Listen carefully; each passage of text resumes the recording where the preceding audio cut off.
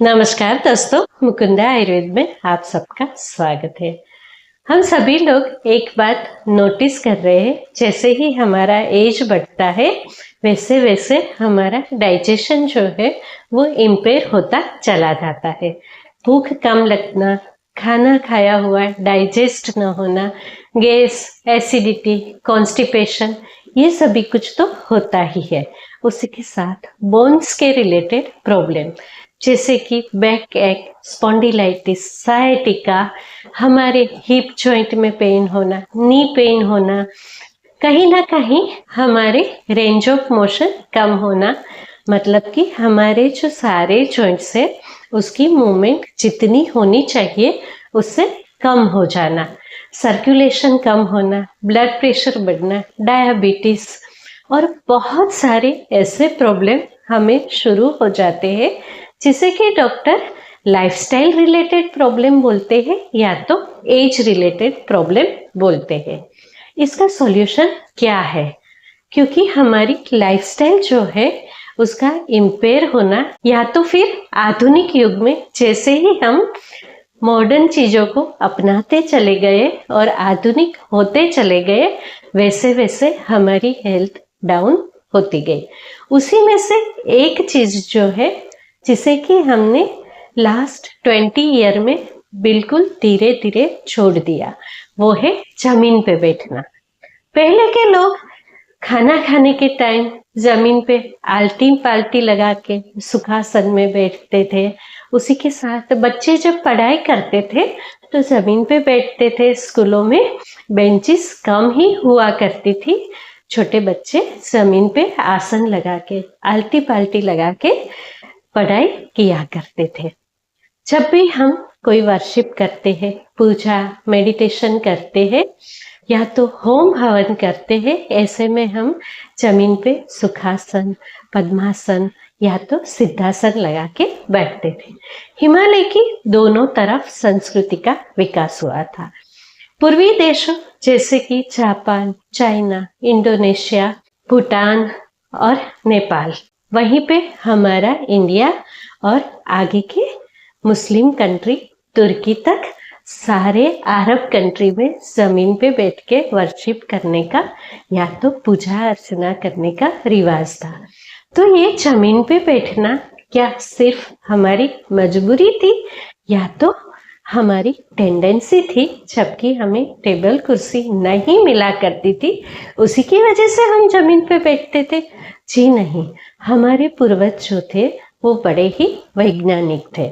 जमीन पे बैठने का मतलब कि चाहे आप आलटी पालटी माने सुखासन में बैठो या तो वज्रासन, पद्मासन, सिद्धासन, जैसे कि जैन, बौद्ध, सनातन और यहाँ तक कि हमारे मुस्लिम भाई बहन अपनी नमाज अदा करते हैं, ये सभी को जमीन पे बैठ के ही पूजा अर्चना या तो प्रार्थना किया करते थे। इसका एक बहुत ही डीप साइंस था जो कि हमारी हेल्थ पे बहुत ही ज्यादा इफेक्ट डालता था। अगर तो आप सोचेंगे कि पूरे दिन में आप कितनी बार जमीन पे बैठते हैं तो शायद आप गिन भी नहीं पाएंगे, जबकि आज से 20-30 साल पहले हर कोई इंसान छोटे मोटे काम करने के लिए, पूजा करने के लिए, खाना खाने के लिए जमीन पे बैठा करता था और बड़ी आसानी से जमीन से उठ जाता था। आजकल तो नौयुवान भी जब भी जमीन पे आलटी पालटी लगा के मजबूरी में भी बैठते हैं तो उसकी जो नी है वो ऊपर हो जाते हैं, ठीक से बैठ ही नहीं पाते हैं क्योंकि उनके हिप्स जो है वो इनफ वाइड नहीं होते हैं।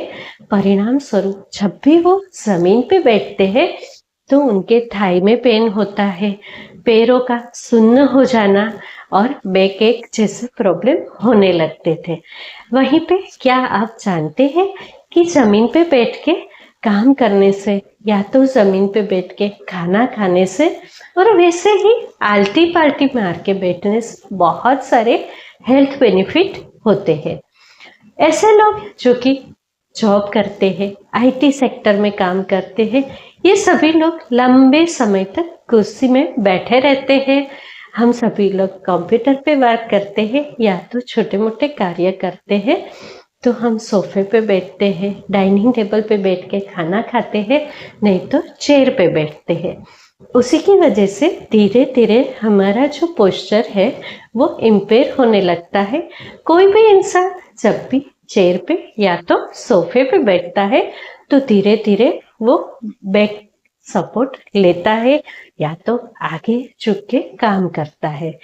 जब भी हम फालतू समय पे हमारे बेडरूम में बैठते हैं तो बेड पे थोड़े से टेढ़े हो जाते हैं और हमारा बैक से लेके हिप तक सभी कुछ टेढ़ा रहे। यही सिचुएशन में हम घंटों तक आधे सोए आधे बैठे रहते हैं। यही सिचुएशन में हम लैपटॉप पे वर्क करते हैं या तो मोबाइल्स चलाते हैं। कोई विरला ही है जो कि बुक्स पढ़ता है। ये सभी कुछ हमारी हेल्थ को बहुत बुरी तरीके से इफेक्ट करता है। जब भी हम आल्टी पाल्टी लगा के जमीन पे बैठते हैं तो हमारी स्पाइन जो है वो इरेक्ट रहती है, सीधी रहती है, उसका अलाइनमेंट जो है वो ठीक रहता है। उसके अलावा हमारे शरीर में एनर्जी का फ्लो जो है वो बहुत अच्छे से डिस्ट्रीब्यूट होता है, क्योंकि स्पाइन जो है वो ठीक रहने से हमारी सारी नर्वस सिस्टम जो है वो ठीक रहती है। एनर्जी का फ्लो ठीक रहने से हमें छोटे मोटे एक्स और पेन्स नहीं होते हैं। बैक एक से हमें मुक्ति मिलती है। उसी के साथ आगे हम सूक्ष्म बात भी करेंगे। स्पाइन सीधी रहने से हमारे लंग की कैपेसिटी जो है वो बढ़ती है। हमारे श्वासोच्छ्वास की क्रिया मतलब कि ब्रीथिंग जो है वो धीरे धीरे रिदमिक होता है। ऑक्सीजन का डिस्ट्रीब्यूशन जो है वो पूरे शरीर में ठीक तरीके से रहता है। उसी की वजह से हमारा ओज और तेज बढ़ता है। पूरे शरीर में ऑक्सीजन का सप्लाई हमें बहुत अच्छे से मिलता है और हमारा शरीर स्वस्थ रहता है। दूसरा जो इफेक्ट है वो ये है, जब भी हम ऐसे ही आल्टी पाल्टी लगा के बैठते हैं या तो फिर खाना खाने के लिए जमीन पे आल्टी पाल्टी मार के बैठते हैं तो हमारा जो डाइजेस्टिव सिस्टम है उस पर एक पॉजिटिव प्रेशर आता है। परिणाम स्वरूप हमारा सेटाइटी पॉइंट है वो करेक्ट टाइम पे आता है। हम ओवर ईटिंग नहीं करते हैं और हमारा वेट जो है वो कंट्रोल में रहता है। हमारे डाइजेस्टिव जूसेस जो है वो सही तरीके से स्त्राव होते हैं और हमारा डाइजेशन बहुत अच्छे से ठीक रहता है। कॉन्स्टिपेशन, गैस, एसिडिटी ऐसी डाइजेस्टिव प्रॉब्लम नहीं होती है। हमारी पूरी डाइजेस्टिव ट्रैक्ट जो है उसे सही तरीके से ऑक्सीजन और ब्लड सर्कुलेशन मिलता है तो ये पूरी तरीके से या तो सही तरीके से कार्य कर पाती है। इसके अलावा हमारी जो बोन्स है या तो हिप्स है, हमारे पैर्स है, उसका सर्कुलेशन जो है वो ठीक रहता है। जब भी हम जमीन पे बैठते हैं, आल्टी पाल्टी लगा के बैठते हैं तो नेचुरली हमारे हिप्स जो है वो वाइड होते हैं। हमारे लेग्स में सर्कुलेशन जो है वो ठीक तरीके से रहता है। ऐसे लोग जिसे कि वेरिकोज वेन होता है तो इसका एक मूलतः रीजन यही है कि ये लोग ज्यादातर अपने पैरों को लटकाए हुए चेयर पे या तो सोफे पे बैठते हैं। धीरे धीरे अपने बैक को पीछे ले जाते हैं और अपने एक लेग पे दूसरा लेग क्रॉस करके बैठते हैं। मतलब कि एक लेग पे दूसरा नी लगा के क्रॉस लेग की पोजीशन में बैठते हैं। नी के नीचे का पार्ट या तो हमारे काफ्स में सर्कुलेशन इम्पेयर होता है और धीरे धीरे वेरिकोज वेन होना शुरू हो जाता है। उसी के साथ हमारे लोअर बैक पे ज्यादा दबाव आने की वजह से लोअर बैक पेन होता है और साइटिका जैसी बीमारियां भी धीरे धीरे होने लगती है। बहुत सारे लोगों को कमर के नीचे का पोर्शन, उसी के साथ साथ लंबा रीजन में बहुत सारे वर्टेब्रा जो है उसमें कंप्रेशन आ जाता है। नर्वस सिस्टम का कंप्रेस हो जाने की वजह से नीचे के पोर्शन यानी कि लेग्स में झुंझुनाहट होना, सुन्नपन होना और सर्कुलेशन के कम होने की वजह से या तो इम्पेयर होने की वजह से लेग्स में बहुत सारे प्रॉब्लम होने लगते हैं। जब भी हम चेयर पे बैठते हैं या तो सोफे पे बैठते हैं तो हमारे नीज जो है वो 90 डिग्री पे ही मूव रहते हैं। लॉन्ग टाइम पे हमारे नी जब भी 90 डिग्री पे रहते हैं तो यहाँ पे जो हमारी पटेला होती है उसे ठीक तरीके से सप्लाई नहीं मिलता है, चाहे वो ऑक्सीजन का हो, प्राण का हो या तो प्राण वायु का हो। यहाँ पे हम जब भी आयुर्वेद की बात करते हैं या तो योग की बात करते हैं, वहीं पे प्राण और ऑक्सीजन दोनों को हम अलग करके रखते हैं। ब्लड सर्कुलेशन भी ठीक नहीं होता है, धीरे धीरे हमारी पटेले को स्पेस कम मिलता है और नी के प्रॉब्लम शुरू हो जाते हैं। हम सोचते हैं कि हमारा नी जो है वो या तो स्ट्रेट रहता है या तो 90 डिग्री पे रहता है। जी नहीं, उसकी जो रेंज ऑफ मोशन है वो बड़ी ही वाइड है या तो अलग है। हमारा नी स्ट्रेट भी हो सकता है, वो वाइड भी हो सकता है और बेंड भी हो सकता है। ये सारी रेंज ऑफ मोशन है, उसका यूज हम बिल्कुल ही धीरे धीरे कम करने लगे हैं। परिणाम स्वरूप हमारे जो हिप्स है वहाँ से हमारे थाई जो है वो वाइड ओपन नहीं होते हैं और हमारे नी के नीचे का पोर्शन जो है वो भी आगे की ओर वाइड नहीं होता है। जब भी हम आल्टी पाल्टी लगा के बैठते हैं तो वो ऐसे खुलता है, हमारा जो हिप्स है वो भी साइड की ओर खुलता है और नी के नीचे का पोर्शन भी साइड की ओर खुलता है। परिणाम स्वरूप हमारे पूरे पैरों को ठीक से सर्कुलेशन मिलता है, हमारे हिप्स जो है वो भी ओपन होता है। उसी के साथ जब भी आप जमीन पे बैठते हो तो स्वतः आपका मूलबंध लगता है। ऐसे मेरे भाई बहनों जो कि योगा प्रैक्टिस करते हैं, रेगुलर मेडिटेशन करते हैं, वो बहुत अच्छे से जानते हैं कि मूलबंध क्या होता है। मूलबंध लगने से हमें बहुत सारे हेल्थ बेनिफिट मिलते हैं, उसके बारे में हम थोड़ा बाद में बात करते हैं। इसी के साथ जब भी आप जमीन पे बैठते हैं तो आपकी जो चेस्ट है वो भी वाइड ओपन होती है। इसी की वजह से आपका लंग जो है उसकी कैपेसिटी बहुत अच्छे से बढ़ती है, आपका जो ब्रीदिंग है वो रेगुलेट होता है और परिणाम स्वरूप लंग की कैपेसिटी बढ़ती है तो आपको ऑक्सीजन का जो सप्लाई है वो बहुत अच्छे से मिल पाता है। जब भी आपका सर्कुलेशन और ऑक्सीजन दोनों ही ठीक होता है तो धीरे धीरे आपको ब्लड प्रेशर जो है उसकी प्रॉब्लम कम होने लगते हैं। इसी के साथ स्ट्रेस, डिप्रेशन, नींद ना आना ऐसी समस्या भी कम हो जाती है। आपका हृदय जो है वो मजबूत होता है तो हार्ट अटैक जो है उसका रिस्क भी बहुत ज़्यादा कम हो जाता है। आपकी स्पाइन जब भी सीधी रहती है, करोड़रज्जु जो है वो इरेक्ट रहती है तो आपकी स्टेबिलिटी और फ्लेक्सिबिलिटी दोनों ही बढ़ती है। इसी की वजह से आपका मन भी काफी अच्छे तरीके से शांत हो जाता है। ऐसे मेरे भाई बहन जो कि मेडिटेशन करते हैं उसके लिए डीप मेडिटेशन में जाना जमीन पे बैठने से काफी जल्दी हो जाता है। बहुत सारे हमारे धर्मगुरु और साधु संत बोलते हैं कि अगर तो आप नीचे बैठ के वर्शिप नहीं कर सकते हैं, मेडिटेशन नहीं कर सकते हैं तो आप चेयर पे बैठ के करिए। ये एक एक्सट्रीम कंडीशन है कि आप कुछ तो करिए, अगर आप जमीन पे नहीं बैठ सकते हैं तो चेयर पे बैठिए पर मेडिटेशन जरूर जरूर से करिए।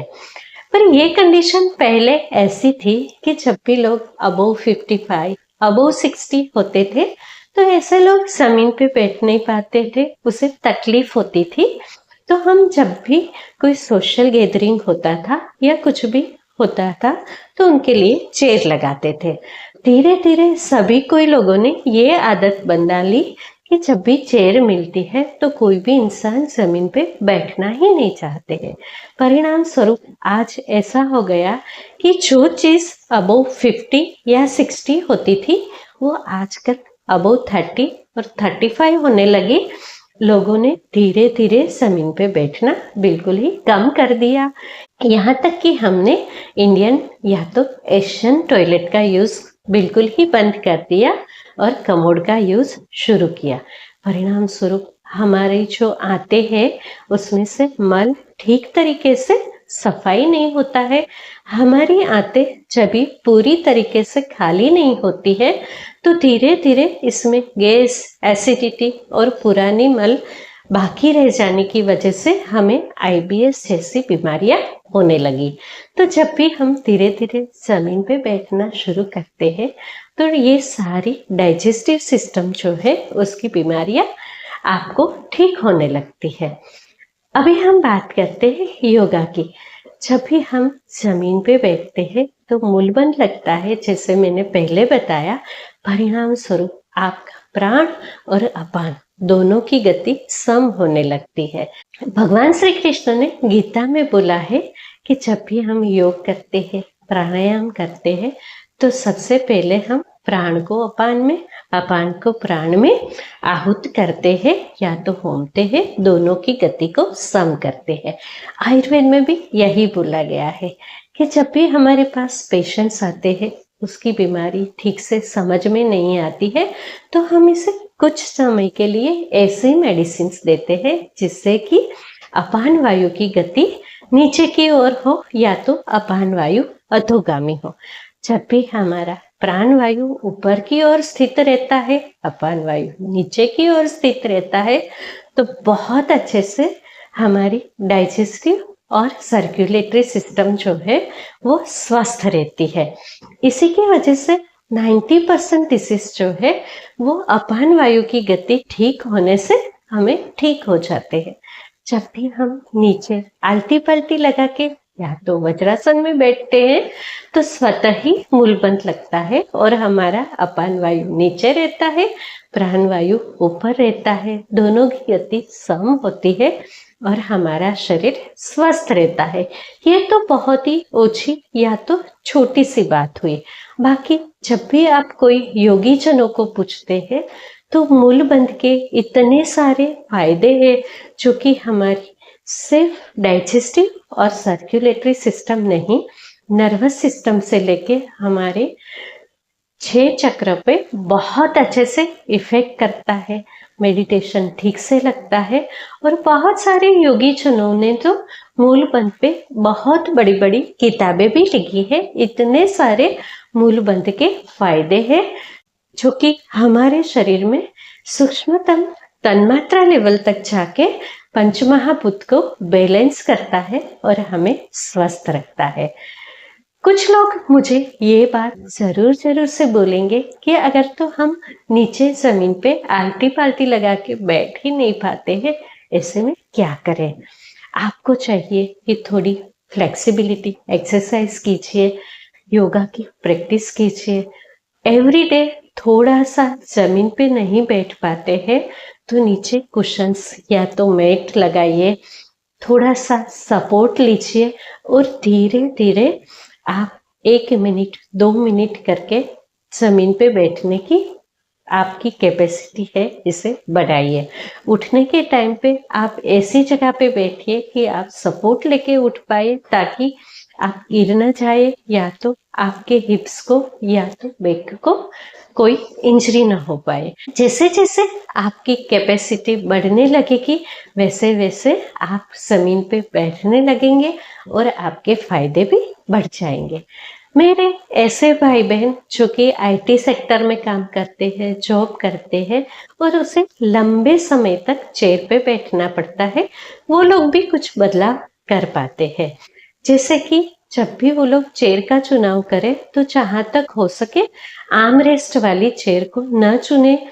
बिना आर्म रेस्ट वाली चेयर होने से आप कुछ समय के लिए बीच बीच में अपनी चेयर पे ही आलती पालती लगा सकते हैं।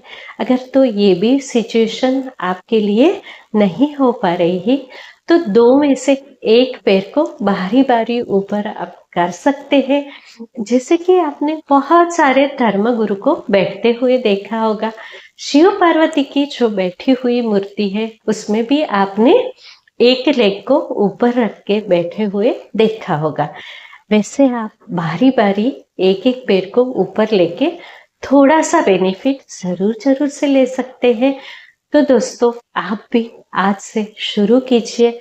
जमीन पे बैठिए। अगर जमीन पे नहीं बैठ पा रहे हैं तो बेड पे थोड़ी थोड़ी देर के लिए आलटी पालटी लगाइए।